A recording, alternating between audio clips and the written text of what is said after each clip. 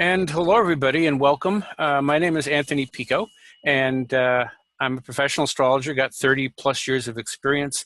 And this lecture is covering something that I've sort of discovered on my own. I've called them pinball charts, and I have 6 examples I'm going to show you. But what I mean by pinball charts, it's related to the sound they make when you really let that ball run all over the chart, the floor.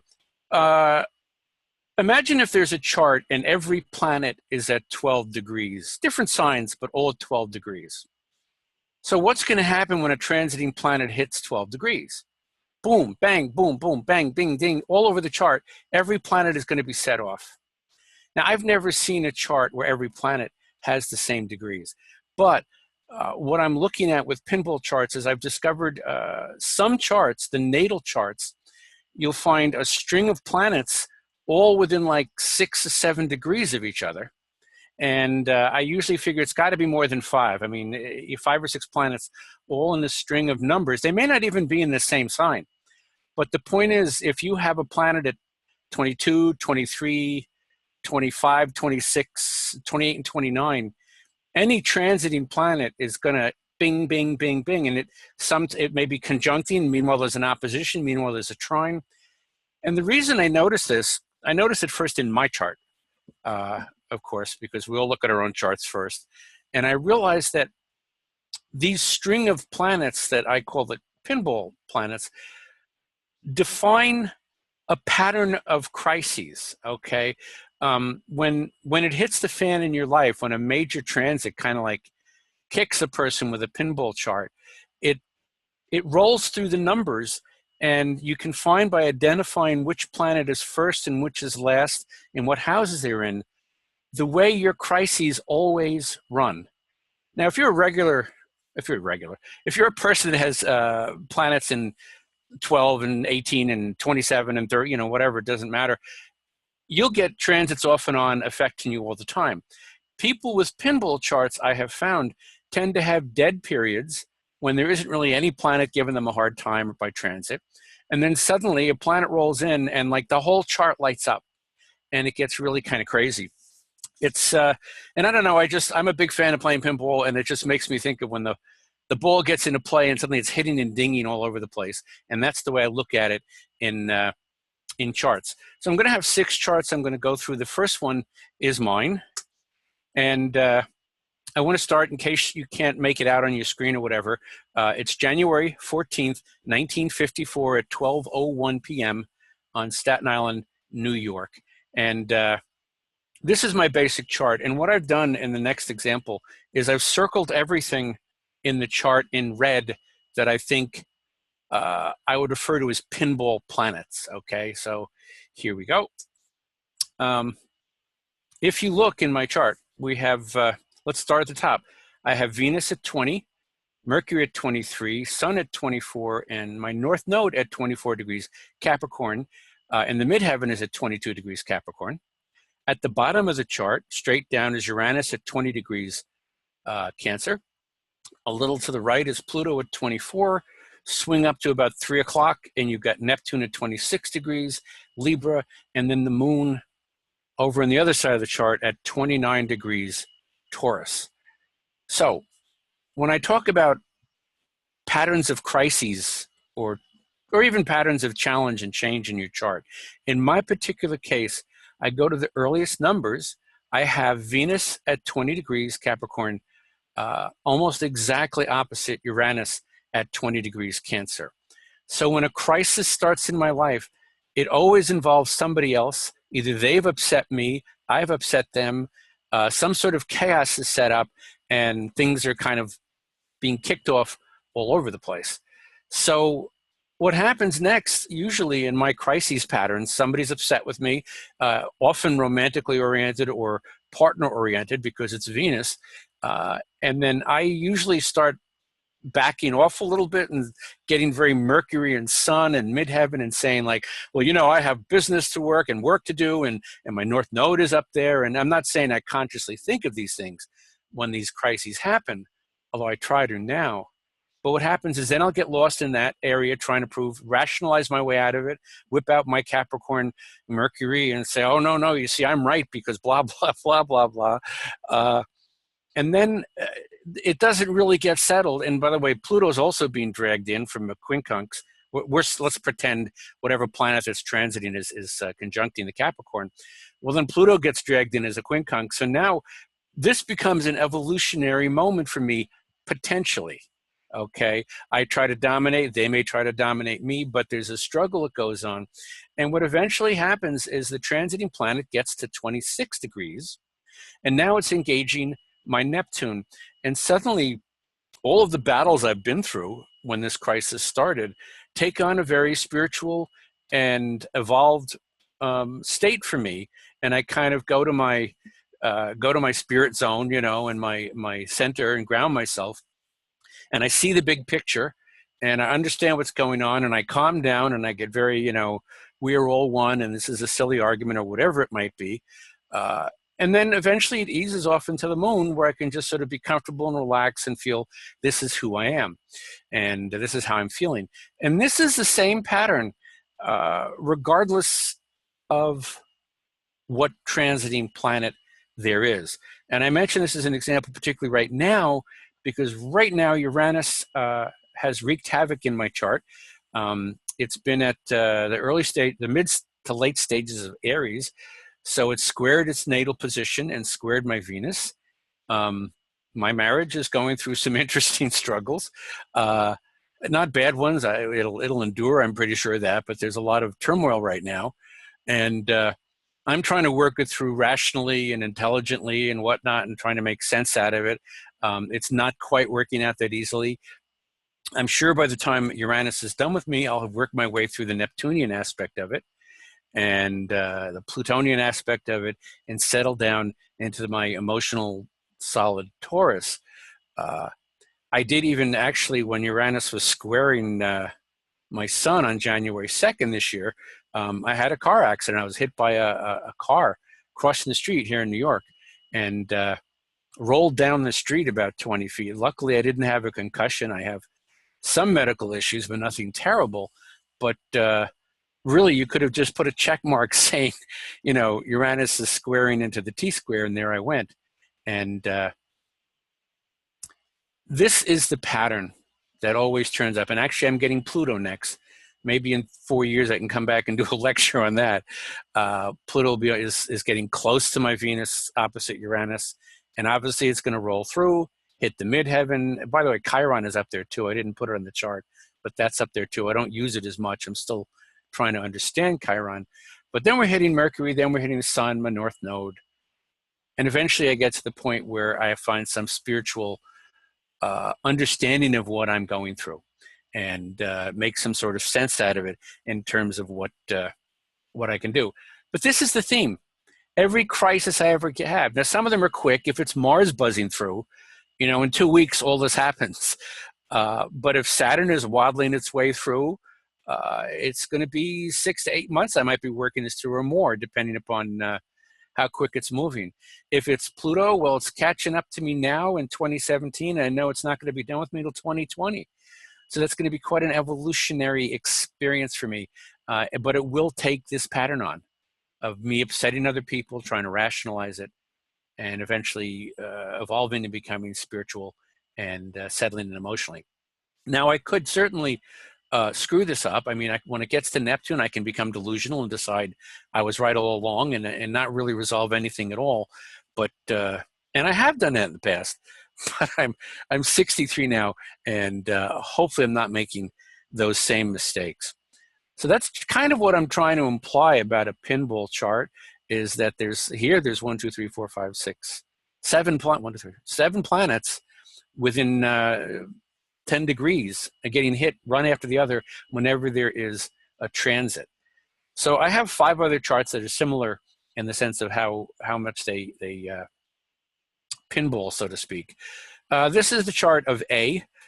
He was born on the 17th of September, 1971 at 4:06 p.m. in Manhattan, New York. And here are his circled pinball planets, as I call them. And I know him pretty well, and I know that, hold on a second, excuse me, get away. I know that he's very Virgo-esque. He usually starts, when a crisis comes along for him, he feels challenged in some way. He has frequently gotten into relationships where he is dominated emotionally, financially, whatever it might be. And you can see after it hits his sun at 24 degrees, I didn't even circle it, but Pluto and Venus, they're like half a degree apart, are kicked in. And he has some real serious struggles going on there. I've seen him when he got divorced from his wife, and it was a major problem for him because he was letting himself be walked over and kind of signed away a lot of his rights, even though he barely had any money, and she actually had a fair amount of money from her own business.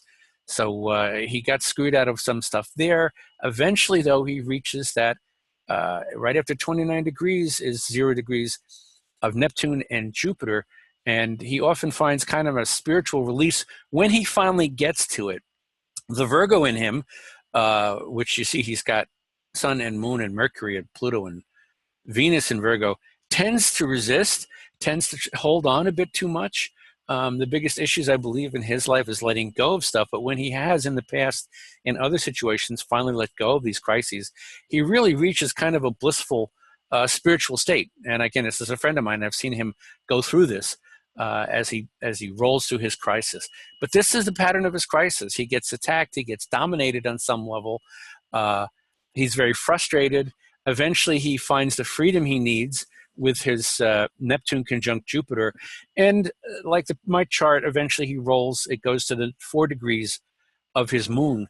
And he's finding his emotional center. Even if the moon's in Virgo, there's still a home base that he can reach emotionally.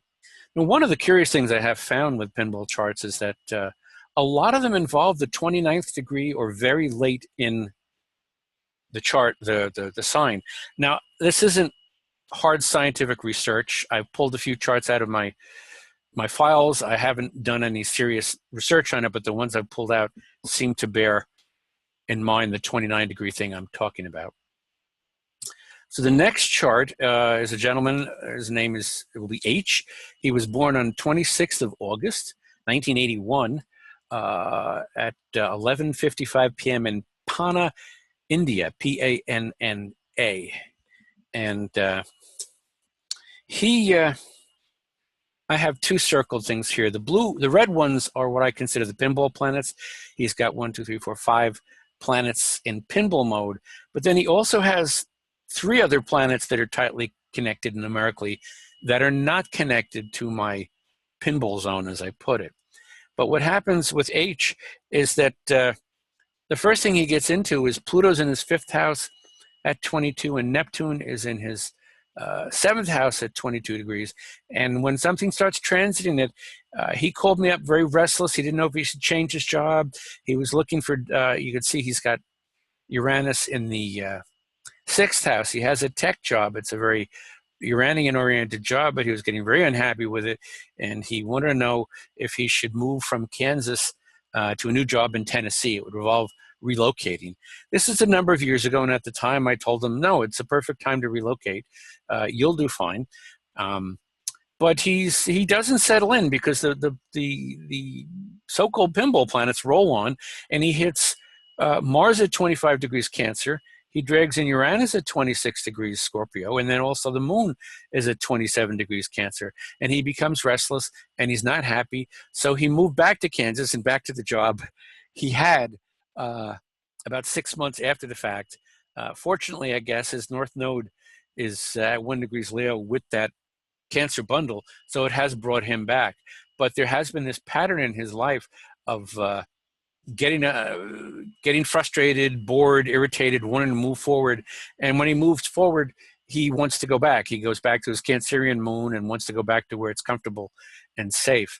Now, the other thing I find interesting is he's got Saturn and Venus and Jupiter, 8 degrees, 9 degrees, 10 degrees Libra. So he can be very charming. He can be very cooperative. You wouldn't realize what a challenging kind of pain in the butt this guy can be, because he comes off very gracefully and graciously, and It's not until your fourth or fifth or sixth time arguing with him about something that you realize how stubborn and unpleasant he can actually be, because he keeps wanting to go back to that Cancerian moon. So here's another pattern. Upsetness with where he is and what he's doing. He wants to go somewhere else. He's restless, but then he ends up going back to where he can make the most money, which is Cancer and the moon in the second house, and Mars and the moon in Cancer in the second house. Excuse me. So the next chart, MJ. Okay, MJ is born on June 5th, 1978, in Queens, New York at 10:13 p.m. This is the only chart I think I have that doesn't have everything in the 20s. Let's move ahead. All right, looking at the red, we've got 1, 2, 3, 4, 5, 6, 7 planets, all within about 8 degrees of each other. Okay, and the first thing that gets kicked off for him, excuse me, he has a natural life of abundance. He just seems, Jupiter is at 10 degrees on his descendant, and he seems to do fairly well in terms of attracting abundance and getting along and not having problems with it. But what often happens is something hits his Jupiter or is affecting his Jupiter, something at 10 degrees, and he quits jobs that he's doing very well in with nothing to look for. Really, he goes, he gets a little crazy because the next thing up is Uranus at 13 degrees Scorpio and Pluto at 13 degrees Libra. And what I've seen him do, he quits jobs and then his parents start supporting him. He is 30, almost 41 at this point, 39 at this point. And he goes into therapy. He uses the Iranian energy in his 10th house, leaves his career, and he's another tech guy, by the way. He designs apps and programming. And so he gets restless, takes off. After a while, his parents are like, you know, son, we really think it'd be good if you got a job, and they will pay for his apartment for a while, and then at some point they'll say, hey, you know, you got to get a job. So what's coming up next after 13 degrees is his sun and his moon, mom and dad, both in Gemini at 15 and 18 degrees. And we can drag in Neptune and Venus at 17. So you've got that little bundle is the last kick of the particular pinball effect that I'm talking about. So he does grow on some level because somewhere in the middle of that, when Pluto gets engaged with Uranus, he's willing to open up and evolve and grow. And then eventually down the road, he gets another job, which he keeps for a couple of years until, I don't know, something goes too well for him and it makes him unhappy and he is out of it. I do find, the other thing I find interesting too in this chart, I mean, you would think this kind of a pattern, somebody would be almost forced to like get a regular job, but he has Saturn conjunct Mars pretty closely, like about a half a degree apart, and it's in Leo. So we have someone, when people have Saturn conjunct Mars, it is their way or no way. The Mars and the Saturn working together. How do they take action? They work it out in a Saturnine way. They're making sure it's okay, and then they move forward. It is very difficult to dissuade a person with Mars conjunct Saturn from whatever it is they want to do. So it's curious that even though he's relying on his parents, I mean, in relying on other people, Venus is in the 7th house, Jupiter's in the 7th house cusp, to bring him money. His Saturn and Mars are in the 8th house. So other people's money is what he draws on for half of his life, where he wants to just take time off and do stuff and have therapy and then go back to work. But this is the ongoing pattern. Things get really well. He blows it up. He evolves. Mom and dad step in because there's a moon and sun, and then he finds his way back in, and he creates a job somewhere along the way that fits whatever it is he wants to do. So that's MJ's chart, and let me just keep moving along here. Jay's chart, January 15th, 1974, 6:10 a.m., Colorado City, Arizona. And She's got all the stuff in the 20s, but she's got some blue ones too. Okay. We have what I consider the pinball planets are starting at the Sun at 25 degrees Capricorn, Uranus at 27 degrees Libra, the Moon conjunct Uranus at 28 degrees Libra, Mercury is at 28 degrees Capricorn, and Saturn is at 29 degrees Gemini. And what happens in her life is some sort of a challenge comes along to who she is, her Sun. She frequently, after that, goes on kind of a crazy tear. The Moon gets dragged in, along with Uranus and maybe Mercury, and she does kind of wild stuff. I'm not saying she does anything illegal or nuts or drug-oriented, but she completely breaks all the patterns. And then eventually this Capricorn Sun returns to Saturn on the 7th house cusp at 29 degrees. There's your anaretic degree again. Suggesting that she get it back together and deal with whatever it is that she's doing, and she does. She is a somewhat successful and quite talented abstract expressionist painter. It's a funny thing. Abstract expressionism is what it is, but it's a very grounded painting. I've seen her work. Her Mars is in Taurus. Her Mars is in Taurus. Her Venus and her Neptune are all at 8 degrees. And Pluto gets dragged in at 6. So the other pinball part is very artistically oriented. Her paintings, they're very solid, but there's a battle-like feeling about them. There's this kind of swirling struggle among the colors. And so we've got Venus squaring Mars. You've got the Uranus conjunct the Moon, all kind of bringing out some really great qualities. But one of the things I mentioned, again, about these pinball charts, she's got planets from 25 to 29, and then 4 other planets from 6 to 8 degrees, and Jupiter's running around at 17. So essentially, pretty much anywhere from 0 degrees of any sign to about 5 degrees of any sign, and then from about 10 degrees of any sign to about 23 degrees of any sign. None of those planets are affecting her at all, really. I mean, Jupiter may get a transit, but, most transits to Jupiter are pretty smooth. So this, like many pinball people, this person has periods in her life when nothing difficult, challenging, shifting, evolving, pushing are affecting her, okay? And then some planet crosses over something important, and bing, bing, bing, bing, everything gets set off. And she's got 2 different set-off patterns. She's got I guess a double pinball chart. I'm making this up as I go along. I mean, not the facts, but I'm making up the names.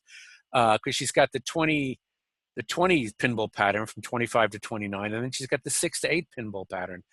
I have found that when her lower numbers are being activated, she tends to do more painting. When the higher numbers are being activated, she tends to go into a lull period.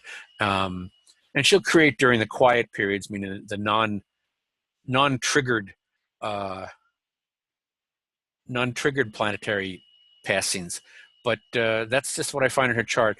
The blue periods, whatever you want to call them, the blue numbers, the 8 to 6, are creative periods for her, but the red 20 periods tend to be pushing herself around, getting depressed, bursting back, going forward, going backward, kind of driving herself a little crazy, until I guess on some level maybe the craziness pours itself out onto the canvases and paintings that she does.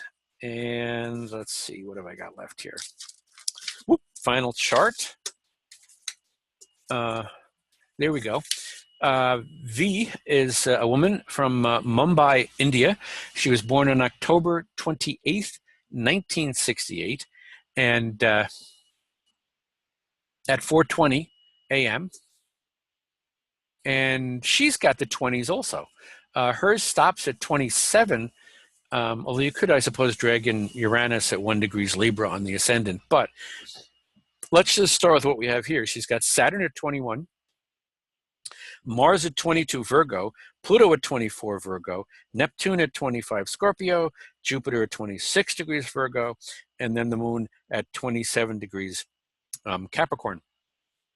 She's someone who,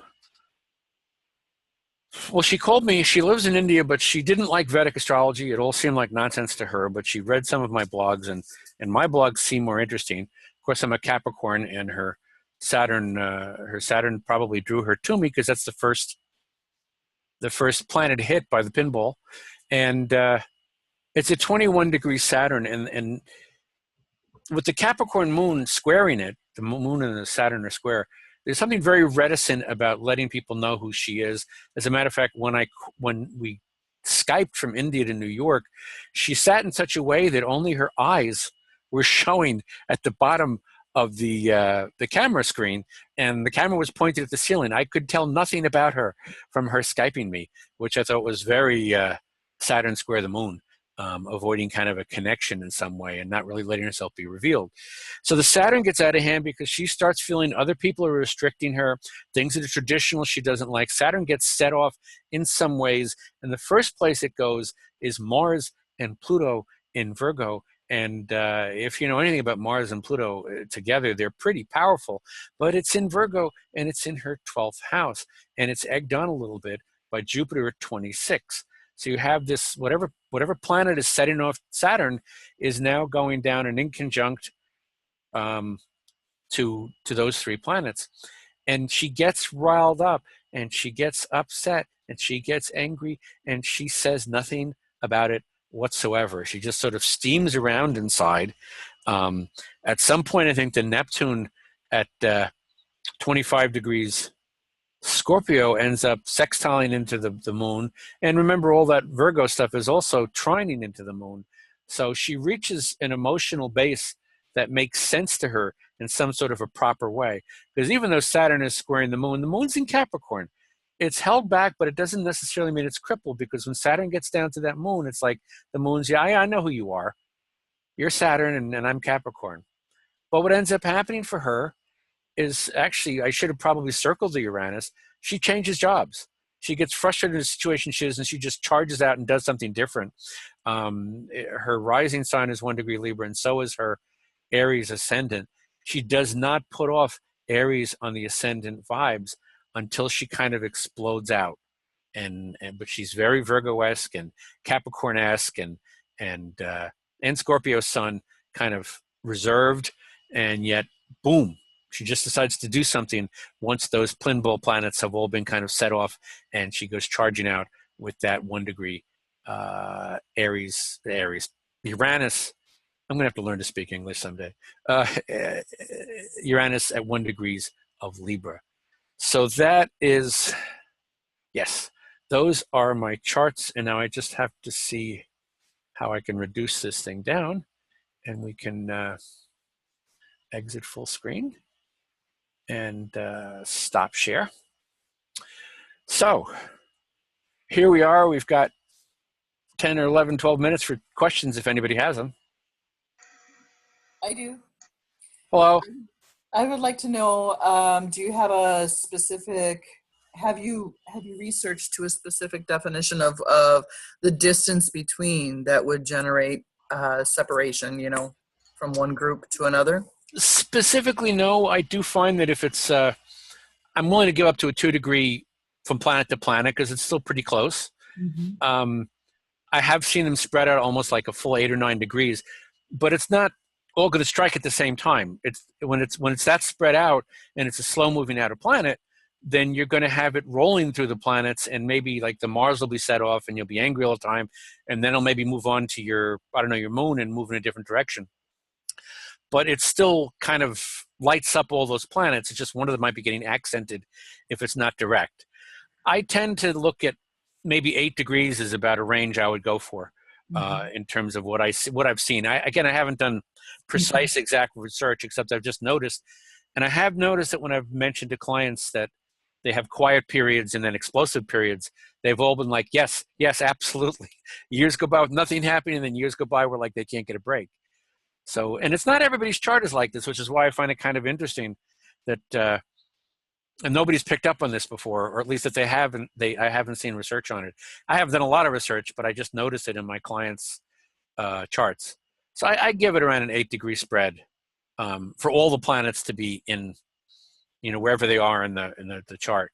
So maybe like from 20 to 28, I might say, or 18 to, now I have to do math, 26, I believe there probably could be pinball charts from like 0 degrees to 8 degrees.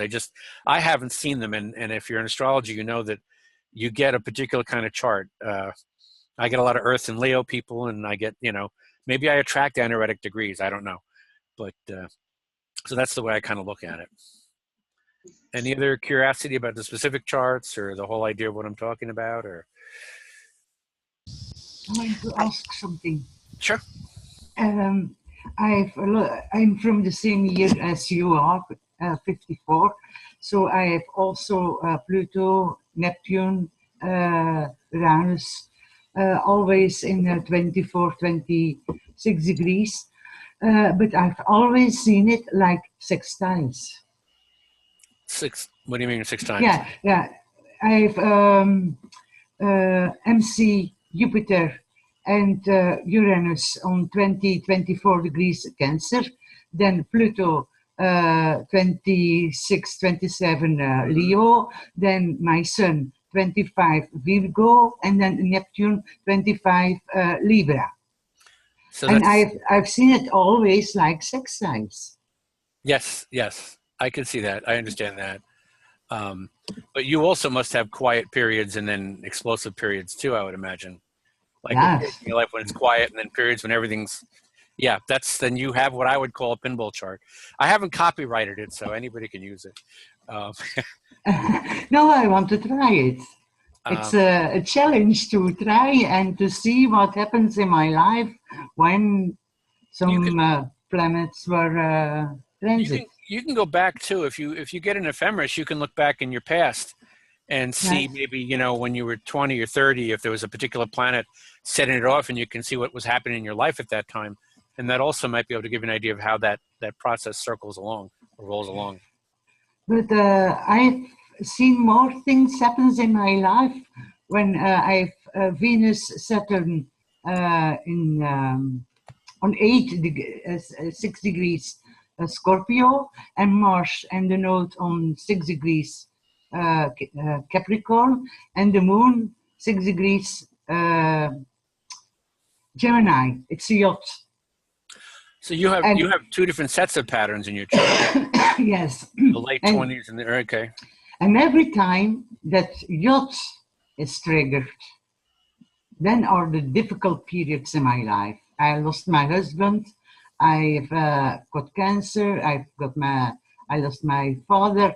Every time when this yacht is triggered. Yods are very difficult. I mean, the thing is, the yods are created of 2 quincunx or inconjunct angles, and the problem with inconjuncts or quincunxes is that they're sort of tied together, but they can't really work it out easily.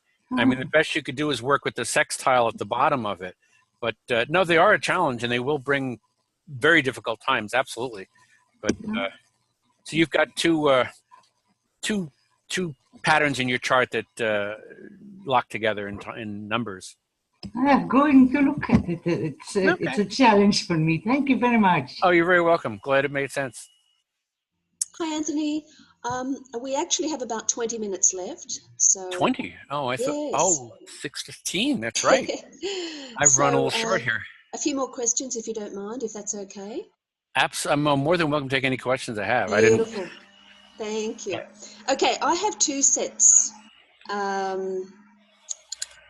And I have one planet that is not in any of these sets. And that planet is Mercury in Capricorn in the 3rd house. So that planet is a standalone. It is not supported by any of the other planets in terms of degrees. So it has a Uranian flavor, and it's separate from the other planets. What do you think of that? Well, first of all, I always feel that Mercury and Uranus are kind of like lower and higher octaves of the same energy, and both of them are kind of what I consider sexless planets, like it's not a male or a female planet. It doesn't form a pair like, the sun and the moon and the Venus and Mars and Saturn and Jupiter. The biggest issue I found with a floating unaspected planet, and Mercury in particular, is you probably struggled in the beginning to find a way to communicate what you felt. It's not that you couldn't use your Mercury to talk and write and read and do all those things, but it was having trouble connecting to the rest of who you were. And that's what I see as how sometimes an unaspected planet, you may be able to use the traits of that planet, but you may have trouble connecting them to who you are. So you might have served as a great interpreter, as an example, for other people. You use Mercury maybe to be, if you knew languages, I'm just using this as an example, you could be a great interpreter, but you wouldn't be involved in that. It would be something you were doing for somebody else, and it wouldn't bring in your sun or your moon or your Mars or whatever else it is. So that I find is sometimes a problem, particularly with a personal planet that's not heavily connected to the rest of the chart. I mean, sometimes you see a very minor aspect and it clings, but that's what I find turns up the most. I have that kind of an issue with Jupiter in my own chart, where it's not really aspecting the rest of the chart. And I have trouble bringing that into the rest of my my sense of being, my sense of optimism, my openness and whatnot. Although I'm great at inspiring other people. I'm the Jupiter cheerleader for everybody, but I have the trouble doing it for myself. So that's kind of what I'm saying about your Mercury. You can use your Mercury for other people, but it's a struggle for you to use it for yourself. That's so true. That's so true. Okay, anyone else? Any other questions? Go ahead, Dawn. I'm sorry. I wanted to ask if you use the angles. Oh, hell yeah. I'm very big in angles. I don't want to use the word dismiss house cusps, but because there's so much variety among house cusps, whether it's Alcibiades or Koch or Placidus or equal house, but I know that all of us can agree on the angles, no matter what system we're using. So if I have a good birth time, I consider the angles as stronger even than a planet sometimes. The first thing I look for when I begin looking at a person's chart is, are there any planets conjunct the angles? Because that kind of steps up their energy a little bit, So that's even in my chart, the very first one I showed, I have a like Capricorn on the top of my chart, but the midheaven's up there too. And so my first place when I get upset is I retreat into my 10th house and my Capricorn is saying, I'm a busy man here. What do you want from me? And try to run away from the emotions because of a Capricorn. So yes, absolutely. The angles, I consider the angles very strong in a chart. A big deal for me. So, any other questions? Any other curious? Sorry, I'm ran short. I should have picked up a couple of charts. Go ahead. This is Wanda. Wanda, yeah, okay. I have 2 sets of these, which almost seems like it's my whole chart. I have 3 planets, my sun, Uranus, Pluto, and Mars from 11 to 17 degrees. And then from 21 is my Neptune, Moon, Saturn, Mercury, and Jupiter from 21 to 24 and 25 actually, and I forgot Venus. So that's pretty much. Venus is the last one at 25. Okay. So I've noticed when planets have transited like 5 degrees, once they hit that 5 degrees, my chart seems to get set off. And then when they get into that 20 degrees, my chart seems to get, stuff just starts happening. So I'm always I've lived my life wondering, when is the shoe going to drop? Not if the shoe is going to drop. It's like, when is it going to drop? What's going to happen next? Well, you don't even get much of a break, because if your Mars is at 17 and then Neptune kicks in at 21, it's only like a 4-degree break between the two. You get your break from like 25 to like 11, Yeah. But actually, it's more like 5. Yeah. I would say that, well, I went to the degree of the sun. I would say that for you, ultimately, in this kind of a pattern, it starts with your sun and your Uranus, and probably a lot of upsetment and evolution's necessary in action. But then you roll through the Neptune and the Moon. Saturn's a little hairy there, but it keeps it from going out of control. And then you end up with Jupiter and Venus. It almost seems like the end of this crisis pattern ends up being kind of an expansiveness and a connection to other people, become stronger, but you go through a bit at first. It almost seems like it goes from too much ego to balancing it out towards the end when it rolls through all these planets, whatever. I mean, like, obviously, if it's Saturn, there might be a transit. You might recede more, or a Jupiter transit through all these might make you push yourself out more. But that seems to be, to me, the theme of what goes on in your chart. Ego and chaos, then bringing it back down to connections to other people and what's the right thing to do. Does that make sense to you, or? Yes, it does. I also forgot to mention that my angles are at the IC-MC is at 5, and my ascendant is at 9. So yeah, that's why that 5 degrees seems to. Yeah, I was going to say that's yeah. Yeah, but you're definitely spot on there. Yeah, it's and so, as I said, some of us have this, and there's this theme that goes on, and that's why now when a crisis hits my life, I immediately start looking to, like, in my chart, well, Venus is opposite Uranus. What's going on here? And I recognize that this is the way I have set up my chart. If you believe you're born and you make those choices, this is the way I've set up my chart, so that every time in my life the crisis hits, this is the pattern I'll roll through. And now I'm getting a little better at it. You know, we all learn as we go along. So yeah, definitely, it's fascinating to me, and I wish I'm going to have to go through and do more research in this. But this is something that just came up over the past few years that I've noticed in clients' charts. So, is there anything else anyone would like to ask or discuss? Yeah.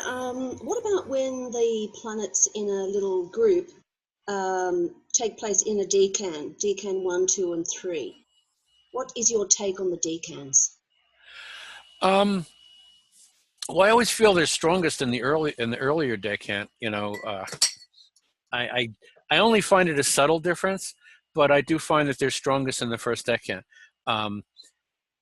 Again, though, with a pinball chart, they're also connected to each other. That I wouldn't, unless there's a rule the ascendant is involved, or a sign is in its a planet is in its own natural rulership. I wouldn't necessarily accent it more than one or the other in this pinball configuration, as I call it. So that's my main thought. Do you, what in particular are you considering with the decan? No, that's okay. One of my groups is at the beginning in the first decan, and my other group is at the last one. But my little Mercury, which is a standalone planet, is in the middle by itself. So yeah, that's so kind of interesting. It is. Yes. Yeah. Yes. Yeah. Okay. Anyone else? Questions or comments? I had another thought as you guys were talking. Yeah. What about as far as synastry, when somebody's planet's at those degrees that's close to you, I would think. Well, yeah, here's the way I look at synastry, conceptually speaking. In a way, we all carry our birth charts around with us all the time. So when you meet other people, it's almost like all of your planets are now transiting their entire chart. So, you know, as an example, my wife, I have Saturn in Scorpio. My wife has got Neptune conjunct the moon in Scorpio, right on my Saturn. And when we get together, she completely dissolves my self-control and my structure and discipline. I find it's better off working away from her, because when she's near me, all that Neptune moon stuff and Scorpio kind of fuzzes over my Saturn, and my Capricorn in me is trying desperately to make sense out of something, and she's kind of dissolving it on me. I haven't found a way to work those two together yet. So I think what happens when if you've got like 6 planets in the 20s, and I would say if the other person doesn't have a lot of planets in the 20s, you could perhaps have an easier to negotiate relationship. But that sounds romantic, doesn't it? Let me try that a different way of putting it. You won't have as many planetary struggles with each other. You know, sometimes when people have charts and there's a lot of planets on top of the other person's planets, there's a lot of push and pull and passion involved that is very hard to resolve. But when they don't always match up perfectly, there's more room to negotiate. There's more room to each be each other and not make too many demands on each other. Not that you won't have normal emotional romantic partnership demands, but that I find that the less planets in synastry that directly affect each other, the easier it is to sort of work it out. which I suppose sounds like a very Capricorn approach to romance. Don't make it hard for me and give me the rules, right? So does that help answer what you're curious about, or? Yes, yes, it does. Thank you. Okay, you're very welcome. So anything else is welcome if there's any other questions. And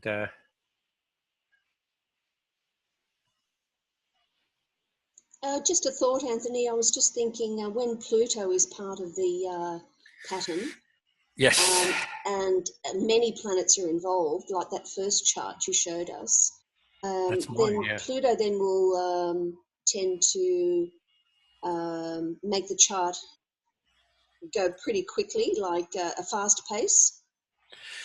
Well, it certainly has an intensity. That Yeah. first chart, I find that if Pluto is part of that pinball, those crises or challenges that occur in your life also become very evolutionary. Actually, I jokingly said earlier, if get back to me in 3 years, because the first part of my pinball starts at 20 degrees Capricorn, Cancer, and Pluto, I think, is at 18 right now, Capricorn. And it'll be rolling through my T-square for the next 3 years. So, and including Pluto, it'll be in conjunct its natal position, but Pluto's going to be pretty much activating a lot of stuff. I jokingly turned to my wife and I said, I'll be a completely different person in 3 years if I do it right. Of course, Pluto was always about evolution, and my favorite metaphor for the effects of Pluto is the phoenix bird that rises out of its own ashes. Ideally, Pluto will burn up all the stuff you just don't need anymore. You can end up being reborn in some level. So I would think, and I've seen it too in some people's charts, if Pluto is a big part of that pinball, these people tend to get reborn every few years when a planet comes through. I mean, not so reborn that you don't recognize them, but they look back on their past and they look 15 years ago and they go, I'm not even sure if I remember who that person was, is what Pluto can do when it's heavily evolved in the pinball pattern, either by transit or just being heavily connected to the rest of the, one of the charts I showed, the woman had Jupiter, Mars, and Pluto conjunct in Virgo. It was in her 12th house, but darn well that every time she burst free of the job, that was the woman who would be very unhappy and not say anything about it, and then burst free of her job. She went to another level in her career or went to a much further direction and changed things for herself. So there's always that transformation quality in Pluto. It can speed it up. It can certainly make it more insistent. It can make it harder to stop. Pluto can be the irresistible force or the immovable object, depending upon which way it goes. So, yeah, I agree. There's definitely stronger when Pluto is involved. Great, thank you, Anthony. Anyone else? You spoke about the angles, Anthony, and I wanted to ask about how you interpret all of the angles at 29 degrees. Oh boy. Because at 29 degrees, the house that it is the cusp of is obviously primarily the following sign. Okay. My wife has got like 29 degrees Gemini rising, and most of Cancer is in her first house. And she doesn't have any planets in Cancer. But I do find that although she comes off very Gemini, she's got looks younger than she normally, Virgo and Gemini both look younger than, as an ascendant, look younger than they really are. She's got a Cancerian moon face. Her heart is out in her first house. She's very compassionate and empathetic and nurturing to other people. And she can also talk a mile a minute.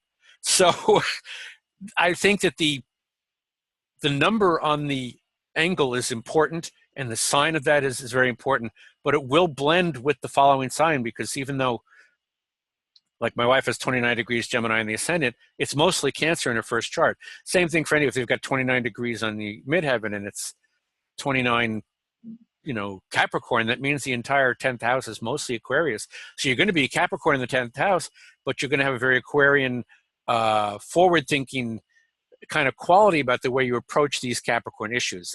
I think it almost makes it like I hate the word blended because everybody starts blending house cusps and signs, but in a situation that you described, I would definitely say that the house has a blend of what's going on. Because go ahead. I totally agree, because I'm a 29-degree ascendant Pisces, and I feel like I'm both in that way, like the intuitive and, you know, the mutableness in nature, but I'm so direct at the same time. Like, Yeah, I think that 29 degrees, like, it sort of drives a stake into where it is and says, I'm here, you know, I'm Pisces rising. But so it's strong, but then you've got all that Aries up there. So you're an aggressive, empathetic person.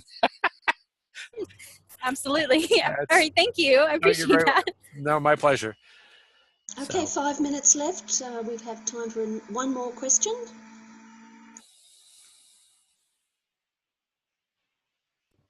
I don't want to get off topic, but you did mention the yod a little bit earlier, and I did jump in kind of late, and I don't want to, I hope I'm not taking everything completely off track, but I wanted to ask your opinion about the planet that is like receiving the point in that yod.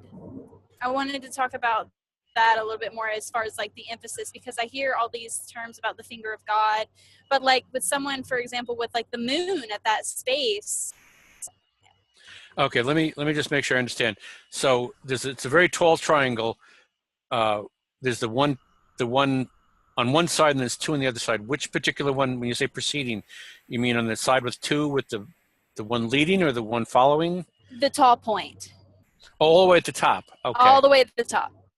I usually consider that the planet that's a little more stressed, because let's take an example. It could be the moon, and you've got Pluto and Neptune as part of the sextile on the other side. Um, the moon is now struggling to connect to both Pluto and Neptune, and yet the quincunx, or the inconjunct that connects them, you know, it's almost like the two planets are handcuffed together and they have nothing in common. And so they can never quite work it out. They can find ways to make it work, but it will never be smooth and will never be easy. So I would feel that the moon in that particular tall point would be more stressed and have more trouble, because it's trying to work with two planets that aren't connecting with it, whereas like Pluto or Neptune or whatever else is down there is only trying to make it with the moon, so to speak, and make the connection.